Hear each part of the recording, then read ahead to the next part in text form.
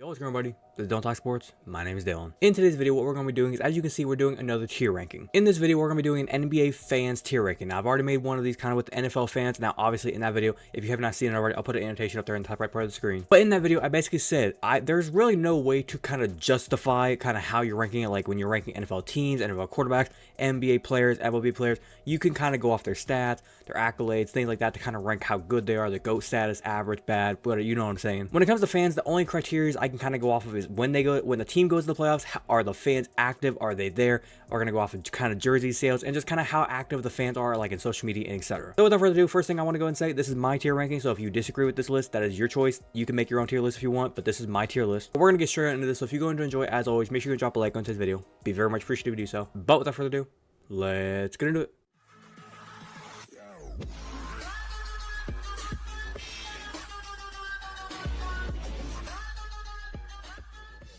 Alright, as you can see here, we got all 30 NBA teams, and as you can see, kind of the tier ranking, the way it's kind of listed, we have your number one, which is your elites, the fans that are always there, always in the arena, the best fans in the damn land. You have mostly elite, but some are toxic to where it's like, it's a really good fan base, but there's a few toxic fans in there. You have your average fans, average implies average, mostly toxic fans, but there's a few chill ones to where it's like, you can find them here and there. And then you have your toxic and delusional fans, basically just the fans that it's like, your team is not good, why the hell are you talking? Or the fans to where it's like, they were once good, but it's like, just please shut the fuck up for once. So let's go ahead and get right into this. First up, we got the Minnesota Timberwolves.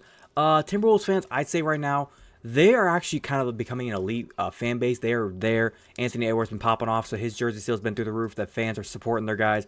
Minnesota, they're craving a title. They are craving something big in Minnesota. So I think Minnesota fan base, very good fans and very good in the arenas. People don't really talk bad about them too much from what I see. Social media, they're good. Minnesota's about tier 2. Next up, we got Portland. Same thing. I'd say mostly elite. They were very lovable for Damian Lillard. When he left, they were heartbroken. Even with them pretty much sucking the season, they're still kind of showing up to the arena. Jersey sales are through the roof. They support their guys. I would say right about there. When it comes to Houston, here's my thing with them. I'm going to say they're mostly toxic because the way they act, it's just like, please shut the hell up when it comes to social media, at least. There for the run when they had James Harden, they were always good, always in at least the semifinals, getting to the conference finals. They were always so close to getting to the finals. And with James Harden left, it's like almost like the team just crumbled. And the fan base itself still thinks they're like the best of the world. And it's like, for the love of God, shut up. I get it, you're good this year, but for some people, you haven't even made the play-in yet. You're only, I think, a game back of the play at the time of recording this. So you got a lot of work to do. Ever since y'all got Dillon Brooks on your team, it's like every single time Dillon Brooks goes to a new team, everybody thinks they got to act like him. And now that you got Dillon Brooks, you're acting like him. Well, that's where I'm going with that one. Atlanta Hawks, I'd say they're average. Trae Young, here's the thing with him. He's embraced that city, Atlanta, the city. They've embraced Trae Young and the way Trae Young is with like the whole fuck Trae Young thing. That was awesome. I love that back when New York played them. But when it comes to just the fan base in general, they support their guys. I think it's the PA announcer or like the music guy there. He's on TikTok. He makes some cool videos of him just kind of showing how he's making the sounds in the arena, and I love it. I think the fans are really good in the arenas whenever, for those of you who don't know, I'm a Cavs fan. When I watch the Cavs play the Hawks, it gets a little rowdy in there, and it gets some fun. There's some toxicity, but there's also some really good fans, so I'll put them in average. We got the Sacramento Kings. Here's what I'll say about them. They are, I'm not gonna lie, they're the elites. This fan base, through everything they've been through, they were always still there to support their guys. And when they went to the playoffs last season, oh my God, that first round. I realize they lost in the first round, but the team itself, when they were winning, that fan base is electric. And with the beams and shit, I love those fans. From what I've seen through social media and just like the way they act in the arena, they seem like good people. So I'm gonna put them at elite. Next up, we got the Indiana Pacers. Now, with the Pacers, this is a tough one for me because like Indiana, they're good people. I have seen some people say that they can be a little bit toxic, so I'm going to put them in the mostly elite, but some are toxic tier. Like I said, good people. They support their players. They support the jersey sales. They're always buying jerseys, always about buying memorabilia. They're always there in the games. They're always out there supporting their boys. Next up, we got the Denver Nuggets. Once again, with them winning the title, I feel like when you win a title, you get a little bit of toxicity. So I can't really put them all the way up into the elites. I'm going to put them mostly elite, but some are a little bit toxic. The Denver Nuggets have a very good fan base. They love their guys. Jokic, how could you hate the guy? But the team itself, the players are good. But when it comes to the fan base itself, like I said, supporting the jerseys, supporting the memorabilia, they're always there at the arena, always selling out crowds, it seems like. Social media, they're pretty good. It's just there's a few guys and girls online where it's like, can you just shut up? Yes, you won the title last year. Congratulations. Do you want a cookie? Like, this is 2024, not 2023. Next up, we got the Dallas Mavericks. Now, here's with them. I want to put them up here in the mostly elite, but I'm going to put them in average mainly because of the fact that there are some annoying ass people within the Mavericks, and there's also some really good people. They almost kind of balance each other out, so I'm going to put them in average. We got the Utah Jazz. Here's the thing with them. I don't really hear about them much, so I'm going to put them in average. If I don't really hear about you, or I don't really hear the fan base that much, like, they are there. That is the thing. When they were in the playoffs a couple years ago, back when Donovan Mitchell was still there, the fan base itself thrived. They were big time. But here lately, I don't really hear about them that much. Do they support the boys? Yes. Are they buying tickets? Yes. Are they still getting memorabilia, like I said, jerseys and all that stuff? Yes. They're still kind of there. But I just got to go average. We got my team. We got the Cleveland Cavaliers. Now, here's the thing with the Cavs. I'm trying not to be biased. I'd say we are like in the mostly elite, but some toxic. We have some toxic fans. We can be a little bit toxic, but we also have a lot of people that love the team, love the fucking city. We love the shit out of the city, and we want them to win. And here's the thing with the Cavs fans. We have sucked forever. That championship we deserved. It's like sometimes when you win a title, it's like, congrats, you won the title, shut up now.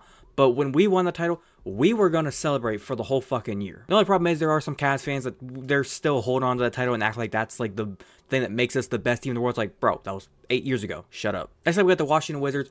Here's the thing with them. I don't really hear them that much. So, like, kind of like with the Jazz, if I don't hear about you much, or like I don't even realize you have fans and the people aren't there, I'm just putting you in average. We got the New York Knicks. And here's where I'm going to get out of control. We're going to delusional as fuck. Now, if there's a Knicks fans in here, I want you to, first of all, shut the hell up before you go typing in the comments. When y'all beat us last year in the first round, y'all were yapping y'all's asses off. Y'all were talking y'all shit. You were just chatting your way up, and y'all thought you won the fucking title because you beat us. Then you go to the second round and you get your ass spanked by the Miami Heat. It's like when you guys beat us in the first round, you guys were like talking y'all shit. You guys thought you just won the NBA title. Congrats, you won the first round, and y'all talk about the Cavs like we're nothing. Well, if we're nothing, why are you excited for beating us? Even if you're not a Cavs or a Knicks fan, you know, looking into the fan base, the Knicks fans are delusional. They talk their shit. They're like the Cowboys fans of the NBA, basically. The New York Knicks are the NBA version of the Dallas Cowboys from the NFL. We have the LA Clippers. Now, here's the thing with them. I'd say they're mostly toxic, but there are a few kind of chill fans in there. They're chill. There are a few of them, but they get some toxicity going on. We get the Orlando Magic. Same thing. I don't really hear about them that much. Since they've started winning here lately, they've got a little bit toxic, but same thing. Since it's a little bit too early, I'm going to put them in average. I'm going to kind of bounce around here. We're going to pick some kind of teams out of random. Hornets, same thing. I'm going to go average. Don't really hear about them that much. Pistons, same thing. I wish this franchise would win some games, win better, get better, but same thing. They're fans. They're cool. They're chill. I'd say they're like mostly elite, maybe some toxic, but I'm going to go with there. We got the Phoenix Suns. Here's the thing with the Suns. When they got Bradley Beal along with Devin Booker and Kevin Durant, they at one point when it was just Devin Booker, they were up here. When they were just Devin Booker and Chris Paul back when they went to the finals against the Milwaukee Bucks, I would have said up here. They were mostly elite, but there was a few toxic fans. Since they got Bradley Beal and Kevin Durant and just sold the farm and they haven't done anything with it, they're going to mostly toxic. We got the Golden State Warriors. I would have said a couple years ago because I hated the fuck out of them because they constantly beat my Cavs in the finals.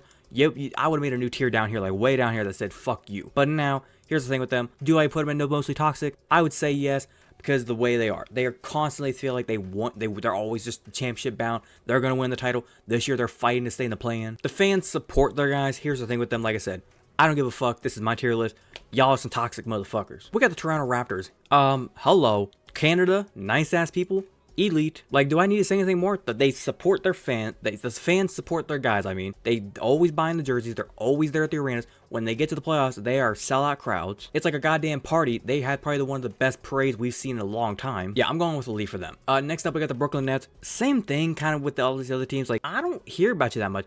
Like, could I go a little bit toxic? Yeah, because you are kind of like same thing with New York. You're a New York team. But I'm going to just go average, be nice. We got the Thunder. Now, here's the thing with the Thunder. Same thing. Average. Like, they're good fans, good people, but there's also a few toxic ones. So, you know what? I'm gonna be nice. I'm putting you up here in or kind of like mostly elite. You got some good people. I'll say that. I'll be nice for them. Let's spread it around here. We got the Grizzlies. Same thing. I'm gonna go probably just average because, like, with the whole Ja Morant thing, I realize the fans don't have anything connected to him. But with the way how things been going with the Grizzlies and the way they've been kind of crapping out here lately, the fans have not really been showing up that much. But when they do win, they are always there. So I'm going to go average. Let's go down here to the end. We got the Milwaukee Bucks. Do I got to say more? That fan base is elite. I don't really hear much trash talk from them. Could there be? And I'm just missing it. But when I scroll social media and I see anything Milwaukee Bucks related, I don't really see anything toxic from them. Toxicity? No. Fans love their guys? Check. Jersey sales? Hello. Check. I'm putting them up in elite. Next up, we got Chicago Bulls. Do I go average or do I go mostly elite? this was a tough one. I'm gonna go average mainly for the fact that they are good fans, but then there's also a lot of bad fans within that fan base. Like, they support their guys, but when it comes to them just talking to any other fan base, they do not know how to shut up. Like, for God's sakes, they hold on to the fact that Michael Jordan played for them like it's like their father is Jesus Christ. Next up, we got the 76ers. Do I gotta say more? Like, should I just make a whole nother list down here for the Knicks and 76ers together? 76ers toxic and delusional as fuck. Now people were gonna say, Philly, oh, we're nice people, brotherly love. Yeah, but when your team loses, it's like you want to tell everybody to go fuck yourself. And every year y'all think this is our chance. Oh, we won the first round of the playoffs. Okay, Joel Embiid, we can do this. Let's go win the second round. Let's get to the conference finals. And then something happens. Either he gets hurt or a missed shot. Somebody can't do anything. Somebody's just playing crappy. And you always lose in the second round. You're delusional. Look at the Miami Heat. I'm going to say this.